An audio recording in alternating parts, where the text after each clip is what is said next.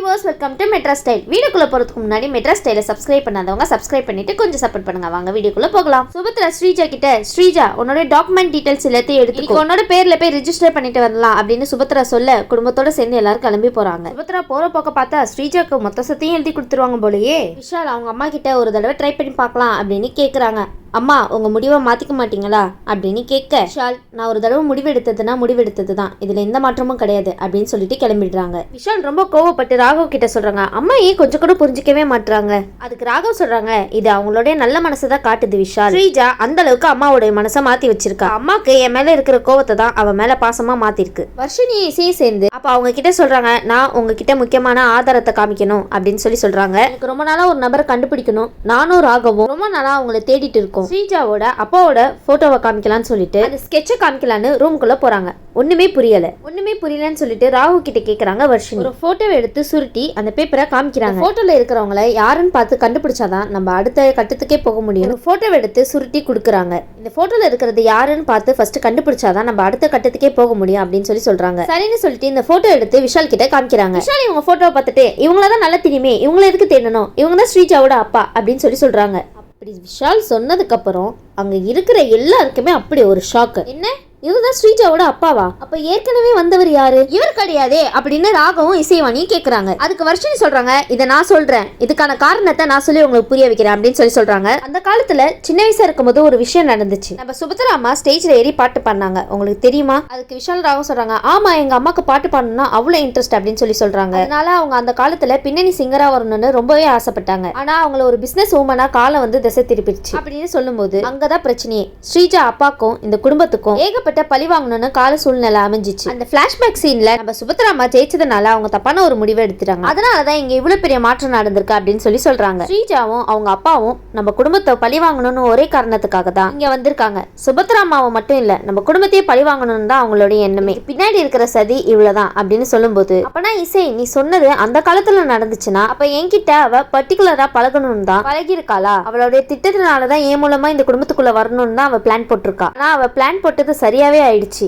கடைசி வரைக்கும் அவ போராடி இந்த வீட்டுக்குள்ள மருமகளா வந்திருக்கா. என்ன நினைச்சிட்டு இருக்கா? இப்பயே அவளை தலைகீழ ஆக்கி காமிக்கிறேன் அப்படின்னு ராகவ் கோவமா சொல்லிட்டு இருக்காரு. இதுதான் அவங்க அப்பான்னு நான் எங்க அம்மா கிட்ட சொல்ல போறேன் அப்படின்னு ராகவ் சொல்றாரு. அதுக்கு இசை சொல்றா, விஷால் என்கிட்ட ஒரு நல்ல ஐடியா இருக்கு. அதுக்கு விஷால் சொல்றாங்க, என்ன சொல்ற இசை, எனக்கு ஒண்ணுமே புரியல. ஸ்ரீஜா ஆசைப்பட்டது என்னைக்குமே இந்த வீட்டுல நடக்க கூடாது. அதை பாப்போம் விஷால். இந்த போட்டோல இருக்கிற நபரை கண்டிப்பா சுபத்ரா அம்மாவை சந்திக்க வைக்கணும். அப்படி ரெண்டு பேருமே சந்திச்சுக்கிட்டாங்கன்னா ரெண்டு பேரும் எவ்வளவு கோவத்துல இருக்காங்கன்னு ஸ்ரீஜாக்கு உண்மையெல்லாம் தெரிய வைக்கணும். இந்த உண்மை தெரிஞ்சிச்சுன்னா கண்டிப்பா அவளை நம்ம அடிக்க வைக்கலாம். அதுக்கப்புறம் ஸ்ரீஜா நல்லா நினைச்சாலும் எதுவுமே பண்ண முடியாது. இந்த விஷயத்துல நம்ம கேர்ஃபுல்லா மூவ் பண்ணணும் அப்படின்னு சொல்லிட்டு இருக்கிறப்போ சுபத்ரா அம்மா ஸ்ரீஜாவோட அப்பாவும் சந்திக்கணும், அவ்வளவுதானே, அதுக்கான வேலையெல்லாம் நான் பாத்துக்கிறேன் அப்படின்னு சொல்லி விஷால் யோசிச்சுட்டு இருக்காரு. இதுல ராகவ் தான் பாவம். ராகவ் சொல்றாரு, என்ன ஒரு சூழ்ச்சி, இந்த சூழ்ச்சியை இப்படியே விட்டுறக்கூடாது, நம்ம 4 பேருமே ஒத்துமையா இருப்போம். ஸ்ரீஜா ஆப்பனன்ட் ஒரு ஆள் தான், ஆனா நம்ம 4 பேரு 4 இடத்துல இருந்து எல்லாருமே பத்திரமா பாத்துக்கலாம் அப்படின்னு ராகவ் சொல்றாங்க. சரி, இப்ப அவரோட சதி திட்டம் என்னவா இருக்கும்? நம்ம சுபத்ரா அம்மாவை அசிங்கப்படுத்தணும் தான் இப்போதைக்கு அவ யோசிச்சுட்டு இருப்பா. சுபத்ரா, ஸ்ரீஜா, சிந்தாமணி, அப்புறம் அவங்க ஹஸ்பண்ட் பாஸ்கர் எல்லாருமே சேர்ந்து கார்ல போயிட்டு இருக்காங்க. ஸ்ரீஜானாலதான் கொஞ்சம் கூட சும்மா இருக்க முடியாது. ஸ்ரீஜா சொல்றா, அத்தை நீங்க எனக்காக இப்படி எல்லாம் யோசிக்கிற விஷயத்த சீவானியால தாங்க முடியல, அதனாலதான் விஷால் கிட்ட சொல்லக்கூடாதெல்லாம் சொல்லி அதனாலதான் இப்படி எல்லாம் பண்ணிட்டு இருக்கா அப்படின்னு ஸ்ரீஜா சொல்றா. அப்ப பாஸ்கர் சத்தம் போடுறாங்க, என்ன நினைச்சிட்டு இருக்க ஸ்ரீஜா, ஆதரவா சில பல விஷயங்கள்லாம் நடக்குதுன்னா அதனால நீ எப்பவுமே மத்தவங்கள மட்டும் தட்டக்கூடாது ஸ்ரீஜா அப்படின்னு பாஸ்கர் கோவமா சொல்றாரு. இந்த குணத்தை வந்து விட்டுடு, அதுதான் உனக்கு நல்லது அப்படின்னு சொல்றாங்க. அதுதானே ஸ்ரீஜானால விடவே முடியாது. பாஸ்கரோட அம்மாவும் என்னன்னா இவ இப்படி எல்லாம் பண்ணிட்டு இருக்கா ஸ்ரீஜாவை சத்தம் போடுறாங்க.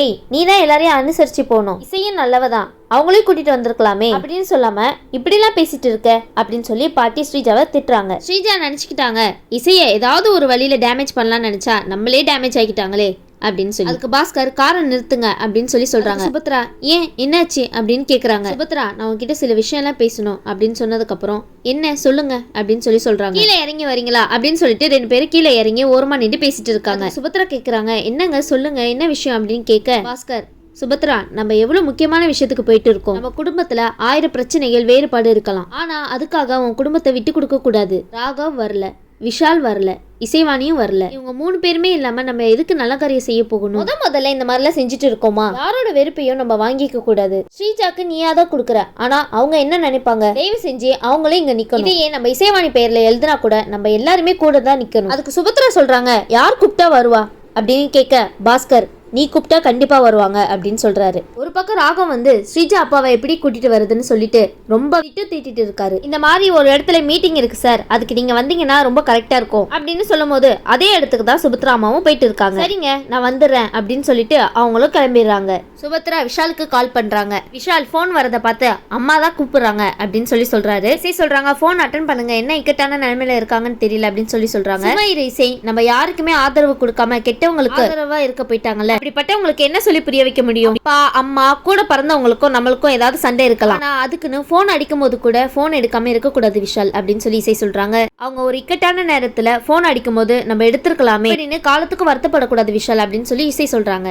இசை சொல்றது கரெக்ட் தானே. இசை பேச்சை கேட்டுட்டு காலையும் அட்டன் பண்றாரு விஷால். விஷால் சொல்றாங்க என்னம்மா திடீர்னு போன் பண்ணிருக்க, என்ன விஷயம்? அதுக்கு சுபத்ரா சொல்றாங்க டேய் நான் ஏதோ தெரியாம பேசிட்டேன், மனசுல வச்சுக்காத, நீ வா, நீ உடனே கிளம்பி வா, நீ வந்தாதான் எங்களுக்கு சந்தோஷம், வந்தாதான் என்னோட முடிவை நான் அடுத்த கட்டத்துக்கு கொண்டு போவேன், சரியா? வரதும் வராததும் உன்னோட இஷ்டம் அப்படின்னு சொல்லும் போது விஷால் அச்சுச்சோ என்னது இப்படி எல்லாம் சொல்லிட்டாங்களே அப்படின்னு நினைச்சிட்டு இருக்கிறப்போ சரிம்மா நான் வரேம்மா, உன் விருப்பத்துக்காக நான் வரேம்மா அப்படின்னு சொல்றாரு. எப்படி இருந்தாலும் நம்மளும் அந்த இடத்துல நிப்போம் அப்படின்னு சொல்லி விஷால் யோசிக்கிறாரு. ஸ்ரீஜாவும் சுபத்ரா அப்பாவும் நேருக்கு நேர்ல சந்திச்சா எப்படி இருக்கும்? ஆட்டத்தை திசை திருப்பிடலாம், நீங்க ஒரு பக்கம் போங்க, நானும் விஷாலும் அவங்கள ஒரு தடவை பார்த்துட்டு அப்படியே நாங்க அங்க வந்துடுறோம், நிச்சயமா நடக்கிறதெல்லாம் நல்லபடியா நடந்துரும் அப்படின்னு சொல்லும் போது அவங்களுக்கு தெரிஞ்சவங்களுக்கு போன் பண்றாங்க. இந்த மாதிரி அவங்களுக்கு போன் அடிச்சு ஒரு இடத்துக்கு வர சொல்லியிருந்தோம், வர சொல்லிட்டீங்களா அப்படின்னு கேட்க வர சொல்லிட்டோம், இன்னைக்கு இருக்கு கச்சேரி அப்படின்னு சொல்றாங்க. நிச்சயமா அவங்கள உண்டில்ல ஆக்கிடலாம் அப்படின்னு சொல்லும் போது ஸ்ரீஜாக்கு கால் பண்றாங்க நம்ம இசைவாணி.